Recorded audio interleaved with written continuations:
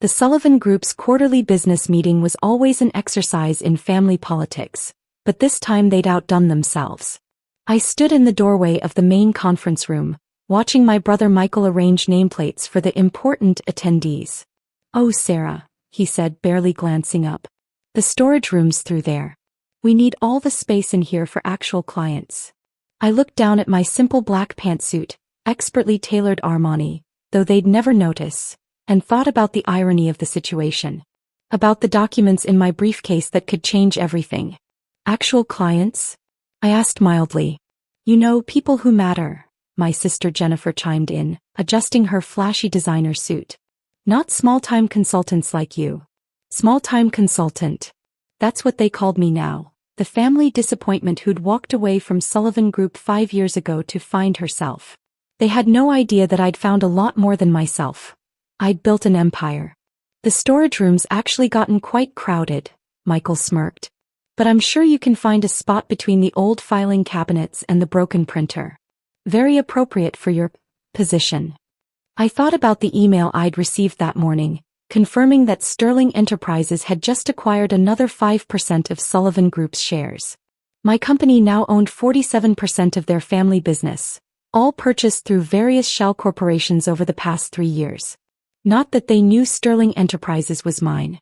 "The meeting starts in 20 minutes, Jennifer announced importantly. "We have some major clients coming in. Very exclusive deals in the works."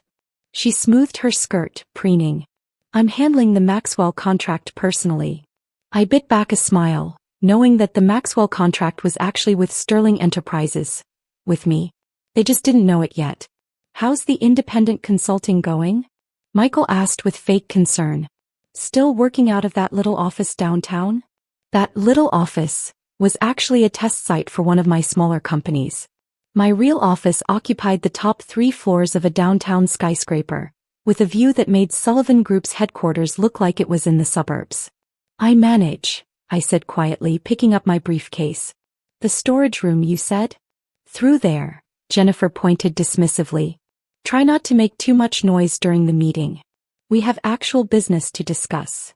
I walked into the storage room, closing the door behind me. The space was dusty, cramped, and poorly lit, a perfect metaphor for how my family saw me. The Sullivan Group's unwanted daughter, relegated to the background. 5 years ago I'd been exactly where Jennifer stood now, the rising star of Sullivan Group, next in line for leadership. Then I discovered some disturbing irregularities in the company's practices. Environmental violations swept under the rug. Safety regulations ignored for profit. Workers' rights trampled without a second thought. When I brought my concerns to my father, he'd laughed. "That's business, sweetheart. If you can't handle it, maybe you should find something smaller to occupy yourself." So I did. I walked away using my trust fund to start Sterling Enterprises. The name was a private joke. Sterling had been my mother's maiden name. She died when I was young, leaving me with a fortune she'd built independently of the Sullivan Empire. Money my father had never been able to touch. I built Sterling differently from the ground up. Ethical practices, sustainable policies, fair wages and good working conditions. While Sullivan Group chased quick profits, Sterling invested in long-term stability and innovation. Now, 5 years later, Sterling Enterprises was one of the largest holding companies in the country. We owned stakes in everything from tech startups to manufacturing plants, all operated with the same ethical standards. Our latest target? Sullivan Group itself. The company was vulnerable, though my family was too arrogant to see it. Years of cutting corners had left them exposed. Their stock price was falling. Major clients were jumping ship. They needed a massive capital injection to survive, which was exactly why they'd called this meeting. I settled into a dusty chair between filing cabinets, pulling out my laptop. Through the thin walls, I could hear the conference room filling up. Jennifer's voice carried clearly as she greeted people. "Mr. Maxwell. So wonderful to see you. We're very excited about our upcoming partnership." I smiled, knowing that Mr. Maxwell was actually here to meet with Sterling Sugiyumi. The partnership, Jennifer thought she was negotiating, was actually part of my larger plan to take control of Sullivan Group. My phone buzzed quietly, a message from my assistant. "All preparations in place. Legal team standing by." Other board members have confirmed their support. Another buzz. Mr. Maxwell asks if you want him to maintain the charade through the whole meeting, or reveal your identity early? I considered for a moment, then typed back, let's see how it plays out. But make sure he knows not to sign anything Jennifer puts in front of him. The storage room door opened suddenly, and my father's latest trophy wife stuck her head in. Sarah, your father wants you to keep the door closed during the meeting. We can hear you typing. I nodded politely, thinking about how she'd react when she discovered her prenup had been purchased by Sterling last month, along with the private investigator's photos of her tennis lessons with the pool boy. Through the wall, I heard my father start the meeting. Charles Sullivan, CEO of Sullivan Group and patriarch of the family, still commanded attention when he spoke. But there was an edge of desperation in his voice today that hadn't been there 5 years ago. Ladies and gentlemen, thank you for joining us. As you know, Sullivan Group is exploring new partnership opportunities. Partnership opportunities. Such a nice way of saying they were desperately seeking investors to save them from bankruptcy. The company needed at least $200 million in new capital by the end of the quarter. Coincidentally, that was exactly how much Sterling Enterprises was prepared to offer, with conditions. My laptop showed a notification. Sullivan Group stock had dropped another 2% since market opening. The timing couldn't have been better. I heard Jennifer start her presentation, her voice full of false confidence as she outlined the Maxwell partnership proposal. The same proposal I'd already rejected twice through my Sterling executives. And with Mr. Maxwell's investment, she concluded triumphantly, Sullivan Group will be positioned to expand into new markets. Actually, Mr. Maxwell's familiar voice interrupted, I'm not here to discuss that proposal. I'm here to meet with the CEO of Sterling Enterprises. The room fell silent. I could practically hear Jennifer's perfectly painted smile crack. I don't understand, she stammered. The meeting invitation was arranged through Sterling, Mr. Maxwell confirmed. They now own a significant portion of Sullivan Group's shares, as well as controlling interest in several of your major clients, including my company. That's impossible, my father's voice boomed. We would know if someone was buying up our stock. I stood up, straightening my jacket. It was time. Would you? I asked, opening the storage room door. Like you knew your environmental compliance reports were falsified? Or that your Asian manufacturing plants violate international labor laws? Or that your biggest clients have been looking for an ethical alternative? Every head in the conference room turned toward me. Jennifer's face went pale. Michael dropped his Mont Blanc pen. My father's expression froze somewhere between confusion and dawning horror. Sarah, he managed. What are you talking about? I smiled, stepping fully into the room. Perhaps we should start this meeting over. After all, it's rude to keep your biggest shareholder in the storage room. The silence in the conference room was absolute. I walked to the head of the table, setting my briefcase down with a quiet but deliberate click. Sterling Enterprises, I began, enjoying how my father's face paled at each word, currently owns 47% of Sullivan Group's shares.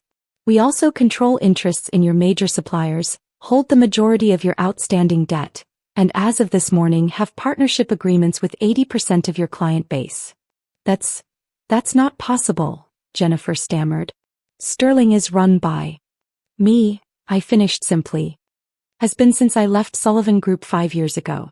Though I'm not surprised you didn't know, you've all been too busy cutting corners and chasing quarterly profits to notice who was really buying up your company. Michael found his voice first. But you're just a consultant, working out of some tiny office. That tiny office you love to mock? I smiled. It's one of our research and development sites. My actual office is in the Sterling Tower downtown. You know, the building that makes this one look small. I opened my laptop, connecting it to the room's display screen. Charts and graphs appeared, showing Sullivan Group's declining performance over the past 5 years. Let's review, shall we? Your stock price has dropped 60% since I left. Major clients are fleeing, citing ethical concerns. You're facing 3 separate EPA investigations, and the Department of Labor is very interested in your overseas operations. Now see here, my father started, his face reddening. You can't just come in here and... I can and I am, I cut him off. Because unlike you, I built something sustainable. Something ethical. While you were teaching Jennifer and Michael to hide violations and bribe inspectors, I was creating a company that actually follows the laws. Mr. Maxwell nodded approvingly. That's why we moved our business to Sterling. Their ethical standards are impeccable. Ethics don't pay bills, Jennifer snapped, but her voice wavered. Actually, I clicked to the next slide. They do. Sterling's profit margins are 30% higher than industry standard. Turns out treating workers fairly and respecting environmental regulations is good for business. Who you? I distributed folders to everyone at the table. Inside you'll find our proposal for Sullivan Group's future. We're prepared to inject $200 million in new capital, the exact amount you need to avoid bankruptcy. And what do you want in return? My father asked, his business instincts finally kicking in. Complete control, I said simply. The Sullivan family will retain 20% ownership, but operational decisions will be made by Sterling's board. Which means things are going to change. Michael laughed nervously. You can't be serious. Dad, tell her she can't. Your sister owns nearly half the company, Mr. Maxwell interrupted. And she has proxy agreements with other major shareholders. She absolutely can. I clicked to another slide showing Sullivan Group's ethical violations over the past decade. The choice is simple. Accept our offer and let us clean up your mess, or watch your company collapse under the weight of its own corruption. You'd destroy your own family's legacy? Jennifer asked incredulously. This isn't about destroying anything, I corrected her. It's about building something better. Sterling's track record speaks for itself.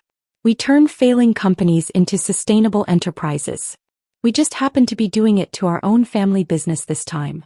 My father stood up slowly, his face a mixture of anger and something else. Perhaps respect. You planned this. All of it. The quiet exit, the strategic acquisitions. I learned from the best, Dad, I said quietly. You taught me everything about business. Everything except ethics. For that, I had to look to Mom. He flinched at the mention of my mother. She'd been the moral compass of the family, always pushing for better practices, safer conditions, real corporate responsibility. After her death, those values had died too, at least for the rest of them. The papers need to be signed today, I continued, pulling out the final documents. Your creditors won't wait any longer. Neither will the EPA. Jennifer grabbed my father's arm. Daddy, you can't let her do this. We can find other investors. Can you? I raised an eyebrow. Check your phones. The press release about Sterling's ownership stake just went public. Your stock is already dropping. By market close, you'll be lucky if anyone wants to buy your office furniture. The room erupted in chaos. Board members frantically checked their phones. Michael slumped in his chair, all arrogance gone. Jennifer looked like she might faint. My father picked up the contract, reading it carefully. His hands shook slightly. You'll keep the Sullivan name? He asked finally. The company name, yes. But not the practices that have destroyed it. I met his eyes steadily. It's time for Sullivan Group to mean something more than profit at any cost. He nodded slowly, then reached for a pen. Wait. Jennifer shrieked. What about us? Our positions are secure, I said calmly. If you're willing to learn new ways of doing business. Sterling has excellent training programs for ethical corporate governance. Or you can leave with your 20% ownership and find something else to do. You'd really fire your own siblings? Michael asked. I'd really expect my siblings to earn their positions, I corrected. Like every other Sterling employee does. The contracts were signed within the hour. As people filed out of the conference room, Mr. Maxwell stopped to shake my hand. Brilliantly done, he said quietly. Your mother would be proud. I watched my family huddle together in the corner, their world completely upended. Part of me felt for them. Change is never easy. But a larger part knew this was necessary not just for business but for justice. The next few months were transformative. Sullivan Group's unethical practices were systematically dismantled. New policies were implemented. Workers received better wages and safer conditions. Environmental standards were raised above legal requirements. Jennifer actually surprised everyone by embracing the changes. She threw herself into learning about sustainable business practices, eventually earning a legitimate position in Sterling's corporate responsibility division. Michael struggled more but finally found his place in community relations, where his charm could be used to build bridges instead of hide violations. My father stepped down as CEO but stayed on as an advisor, gradually accepting that his daughter had built something better than he ever had. 1 year after the takeover, I stood in my office at Sterling Tower looking out over the city. The Sullivan Group building was visible in the distance, its logo now paired with Sterling's ethical business certification. My assistant knocked gently. "Your father's here for the quarterly review." I nodded, thinking about how much had changed. The last time I'd seen my father, he'd actually smiled when showing me the company's new sustainability report. "Send him in," I said. "And Jennifer too if she's available. I want her input on the new worker safety initiatives." As they entered my office, my real office, not a storage room, I thought about legacy. About how sometimes saving something means completely transforming it. About how the best revenge isn't in destroying what others built, but in building something better yourself. "Ready to review the numbers?" my father asked, actually looking eager to share the improved performance metrics. I smiled, gesturing to the conference table, where everyone had a seat. "Always," I replied. "After all, that's what happens when you treat everyone like an important client." The Sullivan Group continues to thrive under Sterling's leadership, proof that ethics and profits aren't mutually exclusive. And if anyone ever suggests relegating someone to the storage room during meetings, they're quickly reminded of the day the consultant turned out to own the company. Sometimes the best view of success comes from starting in the storage room. You just have to be patient enough to wait for the right moment to open the door. The quarterly investors' meeting at Zhang Enterprises was always a show of power, but today was special. My brother Kevin had gathered everyone to announce his new tech venture fund, and father had insisted I attend, probably to show me what real success looked like. I sat in the back of the conference room, laptop open, putting final touches on my game's code while Kevin commanded the room in his tailored suit. If only they knew that while they were discussing traditional investment strategies, my silly foam game had just hit 50 million downloads. As you can see, Kevin gestured to his PowerPoint. Our new fund will focus on serious technology, enterprise software, blockchain, real innovations, not consumer toys or games. Several board members nodded approvingly. My father, CEO of Zhang Enterprises, beamed with pride. I kept typing, hiding my smile as another notification popped up. Microsoft Gaming Division. Meeting confirmed for tomorrow. Emily. My father's sharp voice cut through my concentration. Since you finally decided to join us, perhaps you'd like to share what's so important on that laptop? All eyes turned to me. Kevin smirked, ready for his favorite form of entertainment, mocking his little sister's waste of a Stanford computer science degree. "Just working on my game," I said quietly. "Ah, yes." Kevin's voice dripped with condescension. "Emily's little foam game. Tell us, how many people are playing? 10? 20? I could have told them about the millions of daily active users, about how my innovative AI-driven storyline system had revolutionized mobile gaming, about the bidding war currently happening between major tech companies for my technology. Instead, I simply said, "It's doing well." "Well?" Father scoffed. "Emily, you live in our pool house, coding all day like a teenager. Meanwhile, your brother is handling billion-dollar deals. It's time to grow up and join the real business world." The board members shifted uncomfortably. They'd witnessed variations of this scene before. The disappointed father, the overachieving son, the daughter who dared to choose her own path. "Actually," I started, but Kevin interrupted. "Let me explain something, little sister." He walked over, closing my laptop. "While you're playing with cartoon characters, I'm launching a $200 million tech fund. In fact, we're meeting with Microsoft next week about a major investment in enterprise software." I raised an eyebrow. "Microsoft? Yes, Microsoft. Though I wouldn't expect you to understand the complexities of enterprise-level deals. My phone buzzed. An email from Microsoft's gaming chief. Final offer approved. $150 million cash plus $50 million earnout. Legal docs ready.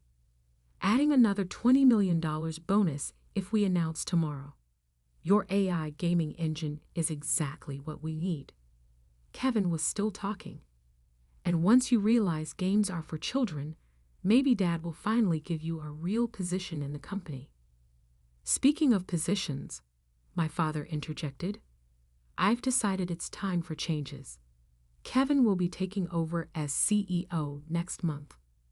Emily, we found you a suitable role in HR, where you can't embarrass the family name with your hobbies. The board applauded politely. Kevin straightened his Italian silk tie, basking in the moment. Time to join the real world, sis, he smirked. No more hiding in the pool house playing games. My phone buzzed again. A news alert from TechCrunch. Microsoft to acquire revolutionary AI gaming studio? Sources say deal worth $150 million plus. The headline caught Kevin's eye. His face froze mid-smirk as he read it. Father's fountain pen clattered onto the mahogany conference table. Emily. Kevin's voice suddenly lost its confidence. Why does this article mention an AI gaming engine exactly like what you've been working on?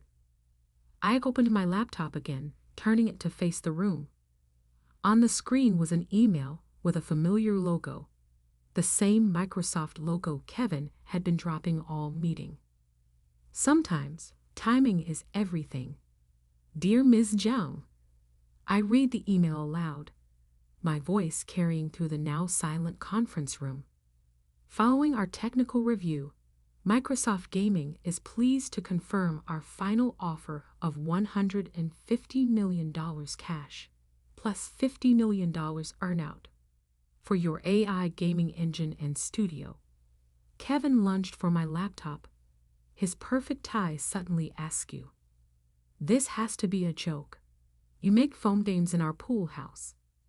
Actually, I turned to the board, many of whom were already frantically Googling my company.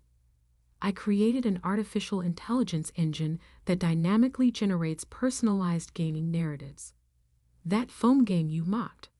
It's revolutionizing how interactive entertainment works. Father's face had turned an interesting shade of gray.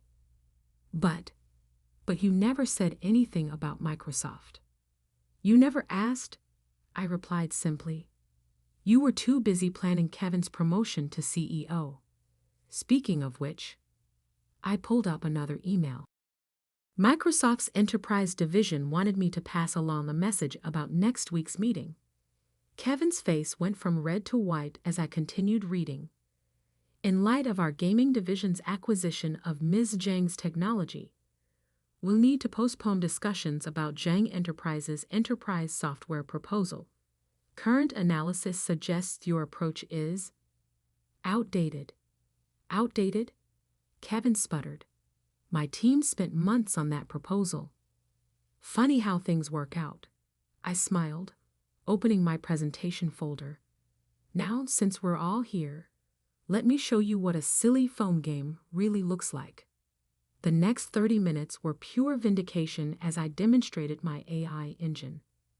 The board watched in amazement as the game created unique storylines for each player, learning and adapting in real time. When I revealed our user statistics, 50 million downloads, 98% retention rate, $5 million daily revenue, someone actually gasped. But you live in our pool house. Kevin was still stuck on this point. You drive a used Honda.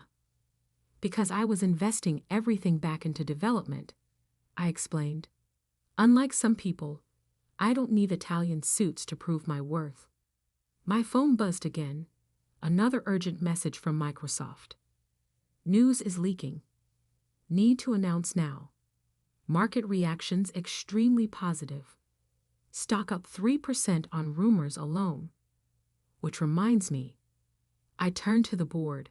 As Microsoft's newest strategic partner, I should mention that I just acquired a significant stake in Zhang Enterprises. Father's fountain pen clattered again. What? Remember last year when the company needed emergency funding? When Kevin's brilliant cryptocurrency investment nearly bankrupted us? I bought those shares through a holding company. I now own 12% of Zhang Enterprises. The board members' heads swivel between me and my father like they were watching a tennis match. And since we're discussing company business, I continued, I have some concerns about the new CEO appointment. I've prepared a detailed analysis of Kevin's investment track record. Would anyone like to see his actual returns after adjusting for market conditions? Kevin loosened his tie, sweat visible on his forehead. Now wait a minute. Or perhaps we should discuss the enterprise software division's outdated technology stack. Microsoft's due diligence team was quite thorough in their analysis. Father finally found his voice. Emily, you can't just come in here and... Actually, I can. As a major shareholder, I have the right to call for a vote of no confidence in the leadership transition. Unless what? Kevin demanded. I closed my laptop. Unless we agree to some changes. First, the pool house will be converted into a tech incubator for young developers, fully funded by Zhang Enterprises.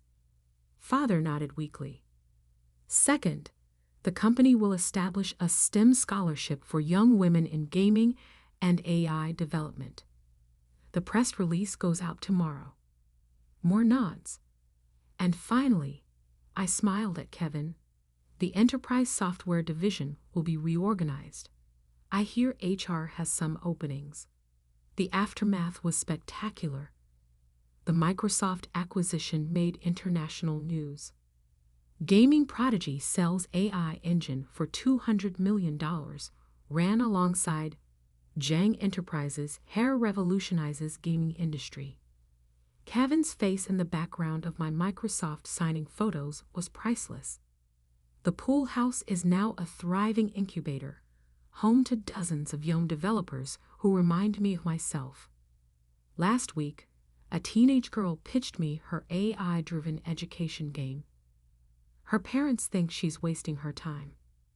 I wrote her a check on the spot. Father still struggles to understand how his game-playing daughter outmaneuvered his business-savvy son, but he's learning. Last month, he actually asked me to explain how AI works. Kevin? He's doing well in HR. Turns out, managing people's vacation requests is quite different from managing billion-dollar deals. Yesterday, Microsoft's gaming chief called again. They want to acquire another AI gaming studio. The founder? That teenage girl from the incubator. Her game is already at 10 million downloads. I smiled, thinking of all the other silly developers out there, working on their dreams while others mock them.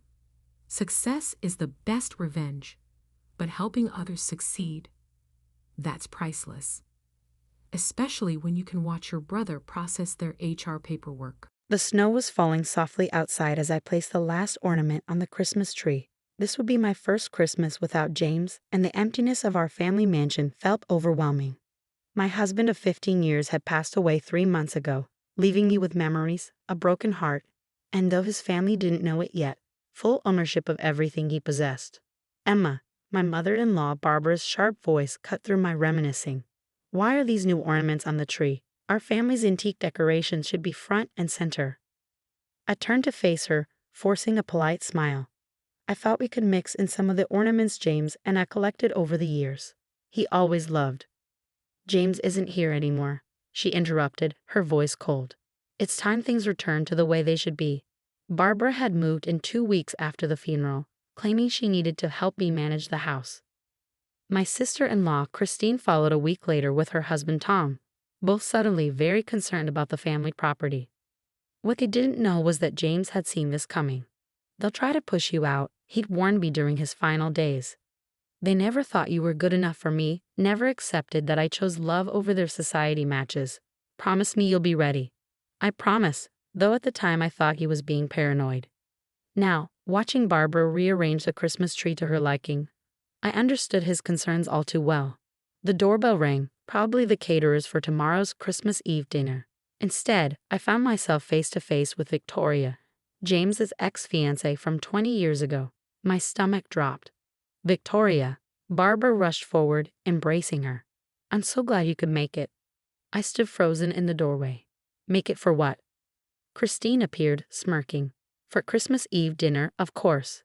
Mother thought it would be nice to have a proper family gathering." Family? The word stung. After 15 years of marriage, they still considered James' ex more family than me. Throughout the evening, I watched as they fawned over Victoria. She'd married well, they reminded me repeatedly. She was on the board of multiple charities. She understood tradition, understood their world in ways I never could. "Remember when James was going to propose at the country club?" Barbara sighed wistfully. "Everything was planned so perfectly before." Well, before things changed. Before he met me, she meant. Before the son of old money fell for a scholarship student who valued love over social status. I excused myself to the kitchen, needing a moment alone. As I leaned against the counter, I heard their voices drifting in from the dining room. Poor James, Victoria's practiced sympathy carried clearly. Trapped in a marriage beneath his station. At least he's at peace now. "The house feels wrong with her here," Christine added. "All these common decorations, these middle-class touches. Mother, we have to do something."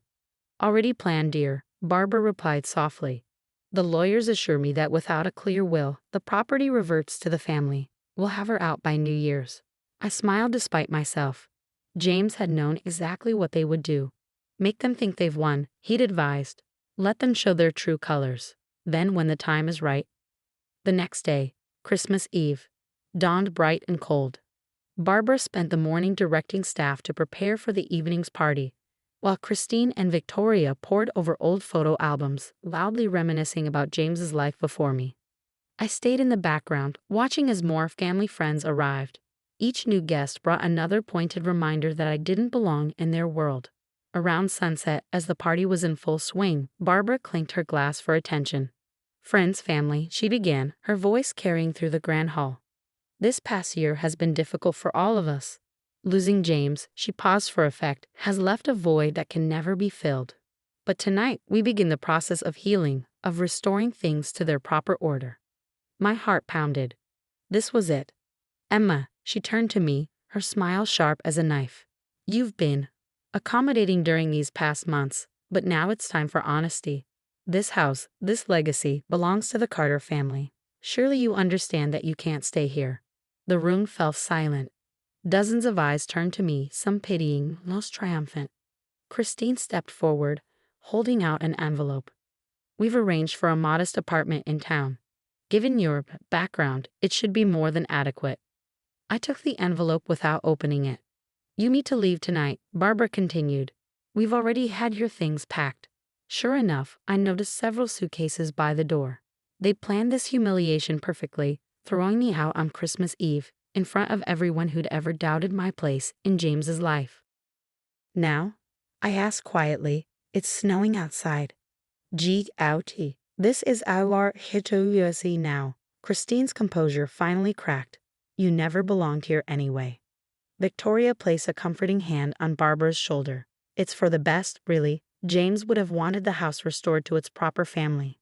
I looked around the room, at the tree James and I had decorated together every year, at the photographs they'd already started taking down, at the life we'd built that they were so eager to erase. "Very well," I said calmly, picking up my coat. "I'll go." Finally, she showed sense, Barbara announced to the room. "Don't worry about the legal details, dear. Our lawyers will be in touch after the holidays." I paused at the door, turning back one last time. "Merry Christmas," I said softly.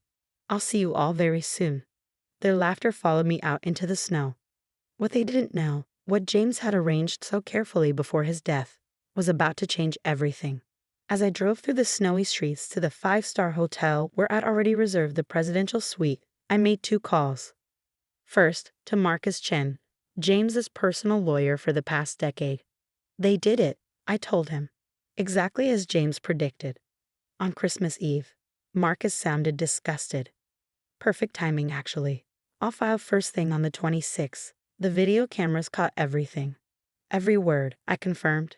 The security system James had installed last year had worked perfectly. The second call was to Detective Sarah Martinez. "You got the evidence?" she asked without preamble. "Everything.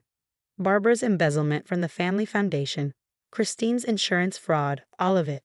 James' records were very thorough." "We'll move on the 26th, she promised. "Merry Christmas, Emma." I ended the call as I pulled into the hotel's heated garage. A valet rushed forward to help with my bags. The real ones, packed with everything truly important, not the decoy suitcases they'd so thoughtfully prepared. In my suite, I opened my laptop to review the final pieces of James's plan. He'd spent his last months preparing for exactly this scenario, documenting every illegal transaction his family had hidden over the years, every scheme they'd used to maintain their prestigious image. "They'll think they've won," he'd said. "That's when they'll be most vulnerable, most likely to celebrate their victory by accessing the foundation's accounts, most likely to let their guard down." I smiled, remembering his determination even as his health failed. He'd known his family would try to erase me from his life, just as they tried to prevent our marriage years ago. What they didn't know was that James had quietly transferred everything to my name months before his death. The house, the business interests, the family foundation, all of it legally mine, all of it properly documented and witnessed. He'd also left me something else. Proof of years of financial misconduct by his beloved family, Barbara's systematic embezzlement from the family's charitable foundation, Christine's elaborate insurance scams. All of it carefully archived, ready to be revealed at the right moment. My phone buzzed with messages from their celebrations. "Finally got rid of the gold digger. The house can be restored to its former glory." James would be so happy to see things put right. I screenshot each message, adding them to our evidence file. Let them celebrate. In 1 week, their world would come crashing down. As snow continued to fall outside my luxury suite, I raised a glass of James's favorite whiskey. "Merry Christmas, my love," I whispered. The show was about to begin. The week between Christmas and New Year's passed in a blur of careful preparation. While Barbara and her cohorts celebrated their victory at my expense, I worked with Marcus to set everything in motion. On December 26, just as planned, 2 things happened simultaneously. First, Marcus filed the official documentation of my ownership, complete with video evidence of their Christmas Eve performance. Second, Detective Martinez moved on the financial crimes evidence, freezing the foundation's accounts just as Barbara attempted to transfer a large year-end bonus to herself. My phone rang early on December 30th. It was Christine, her voice missing its usual condescension. "There must be some mistake," she began without preamble. "The foundation's accounts are frozen. Mother can't access anything." "No mistake," I replied calmly. "Just karma." "What did you do?" she hissed. "Me? Nothing. Your mother's creative accounting finally caught up with her. Oh, and Christine, those insurance claims you filed last year, investigators are very interested in those too." She hung up. Minutes later, Barbara called. "You spiteful little witch," she spat. "How dare you cause trouble with the foundation? Do you know who we are?" "I know exactly who you are," I answered. James knew too. "Why do you think he spent his last months documenting everything?" Silence. Then, "What do you want?" "Want? Nothing. I already have everything. The house, the foundation, the business interests. James transferred them all to me months ago. Legally, properly, irrevocably." I could hear her struggling to breathe. "You're lying. Check with your lawyers, though I should warn you. They might be busy today. Fraud investigations take up so much time." The next morning, I walked into the mansion, my mansion, with Marcus and a security team. Barbara, Christine, and Tom were waiting, along with their lawyer. "This is our family home." Barbara stood in the grand foyer, arms crossed. "You have no right." Marcus stepped forward, documents in hand. "Mrs. Carter has every right. Full ownership was transferred to her by your son on June 15th, with multiple witnesses present." James would never. Christine protested. Actually, I interrupted. It was his idea. He knew exactly what you'd do after he was gone. The only surprise was how quickly you showed your true colors. Their lawyer reviewed the documents, his face growing progressively paler. These are completely in order. Mrs. Carter owns everything. Not everything, Barbara snapped. The foundation is under investigation, Detective Martinez announced, walking in with several officers, along with certain insurance claims that don't quite add up. I watched as realization dawned on their faces. James hadn't just protected me, he gathered evidence of their crimes for years. Mrs. Barbara Carter, Martinez continued, we have a warrant for your arrest on charges of embezzlement and fraud. This is ridiculous. Barbara looked around wildly. Victoria, call Vincent. She meant Victoria's husband, a prominent judge. Victoria's not coming, I smiled. She's rather busy with her own legal troubles. Something about tax evasion. As the officers led Barbara away, Christine turned to me, tears streaming down her face. Please, she begged, you can't do this. We'll be ruined. Like you tried to ruin me? I asked quietly, throwing me out in the snow on Christmas Eve, packing my bags with old clothes while I wasn't looking. We were grieving. Tom protested. No, I corrected him, you were gloating. There's a difference. The security cameras caught everything. Every cruel word, every smirking celebration. Over the next few hours, I watched as they packed their real belongings, under supervision of course. The proud Carter family reduced to loading their designer luggage into hired cars. As they prepared to leave, Barbara turned back one last time. He was my son, she said brokenly. Yes, I agreed. And he spent his final months making sure you couldn't hurt me like you hurt him when he chose love over social status. After they left, I walked through the house, my house, remembering James's words during those final planning sessions. They never forgave me for choosing you, Kate said. Let them think they've won at first, then show them exactly why I fell in love with you, your strength, your intelligence, your ability to rise above their petty cruelty. The next few months brought waves of change. Barbara and Christine faced criminal charges. The society pages buzzed with scandal. Former friends scrambled to distance themselves. But something unexpected happened too. The foundation, under my leadership, actually began helping people instead of funding vanity projects. The business interests thrived without the burden of supporting Barbara's extravagant lifestyle. 1 year after that snowy Christmas Eve, I hosted a different kind of holiday party. The mansion was filled with people who worked for the foundation, beneficiaries of its programs, and friends who'd stood by me. The Christmas tree sparkled with a mix of antique ornaments and newer ones, each representing a memory or a hope for the future. James would have loved it. My phone buzzed with a news alert. Barbara and Christine had taken plea deals. They would avoid jail time but had to pay substantial fines and perform community service. Their society friends had already closed ranks against them. Later that evening, as the party wound down, I found a quiet moment in James's study. His photograph smiled down at me from above the fireplace. You were right, I told him softly. About everything. The next morning, I received an unexpected letter. It was from Victoria. I was wrong about you, she wrote.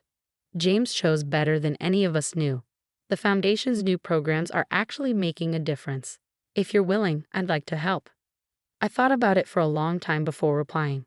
The adult literacy program needs volunteers. Tuesday evenings, don't be late. 2 years after being thrown out into the snow, I stood in the mansion's grand hall, watching as another Christmas tree was decorated. But this time, the ornaments told a different story of redemption, of justice, of turning pain into purpose. Barbara and Christine had moved to a small town in another state, their society connections and prestigious names now worthless. Tom had divorced Christine and remarried. Victoria, surprisingly, had become one of the Foundation's most dedicated volunteers. The mansion that they tried to take from me had become a place of real charity and genuine warmth.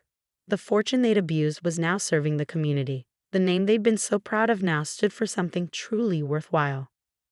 My phone buzzed with a message from Marcus. The last appeal was denied. It's really over. I smiled, touching the wedding ring I still wore. They never understood, did they, James? I whispered. You didn't just leave me your possessions. You left me your strength, your integrity, and the power to make things right. The snow was falling outside, just like that Christmas Eve 2 years ago. But this time, instead of being forced out into the cold, I was exactly where I belonged, carrying on James's true legacy, not the superficial one his family had clung to. They thought throwing me out of the house was their victory. Instead, it had been the beginning of their downfall and my greatest triumph. As I watched the snow fall, I remembered something James had told me near the end. The best revenge isn't just proving them wrong, love. It's using their cruelty as a stepping stone to create something better than they could have imagined. Looking around at what his home, our home, had become, I knew we'd done exactly that. And somewhere, I was sure, James was smiling.